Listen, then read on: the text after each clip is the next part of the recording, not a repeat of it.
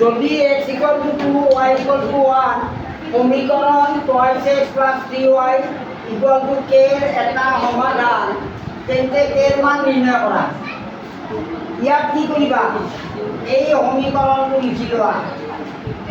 সমীকৰণটো প্ৰথমতে লিখা ইয়াত সলিউশন বুলি লিখি থৈছো সমীকৰণটো আমাৰ লিখি দিলো 3y equal to k ইয়াত আমাক দিয়া আছে x equal to 2 y equal to 1 x আৰু y ৰ মানটো বহাই দিয়া তুমি k ৰ মান উলিয়াবা হয়নে নহয় k ৰ মান উলিয়াব দিছে আমাক k ৰ মান নিৰ্ণয় কৰা গতিকে এইটো এনেকৈ আনিব পাৰি k 2x plus 3y এনেকৈ দিব পাৰি ইয়াত 2 x ৰ মান 2 plus 3 y মান a বহাই দিলা এতিয়া পূৰণ কৰা 2 গুণ 4 যোগ 3 4 3 8 তার মানে তোমার কি হল k equal to x exercise 4.2 plus 9 এর একটু 5 নম্বর হইব 5 নম্বর যদি 4x minus 3y plus 1 equal to 0 সমীকৰণৰ মূল দুটা x equal to 3k plus 2 আৰু y equal to 2k minus 1 হয় তেন্তে k এৰ মান নিৰ্ণয় কৰা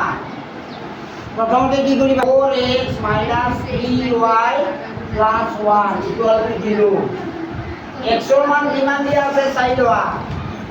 3k plus 2 গতিকে ইয়াত x এৰ মান কি লিখিবা ব্ৰেকেট দিয়া 3k plus 2 minus 3 y মান কি লিখিবা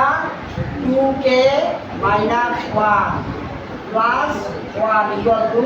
0 এতিয়া কি কৰিবা 4 দি পূৰণ কৰা 4 3 গুণ 12k প্লাস 4 গুণ 8 মাইনাস 3 গুণ 6 6k মাইনাস এ প্লাস 3 হ'ব ইয়াত প্লাস 1 ইকুয়াল টু 0 এতিয়া চোৱা 12k পৰা 6k মাইনাস হ'ব কাৰণ আগত মাইনাস আছে গতিকে 6k সংখ্যাকেইটা যোগ কৰা 8 8 3 11 এতে 12 যোগ 12 equal to 0 6k equal to minus 12 হ'ব ইয়াত তারমানে k ইকুয়াল টু কিমান হ'ব 6 দি 12 হৰণ কৰিলে 2 বিয়োগ 2 k এৰ মান -2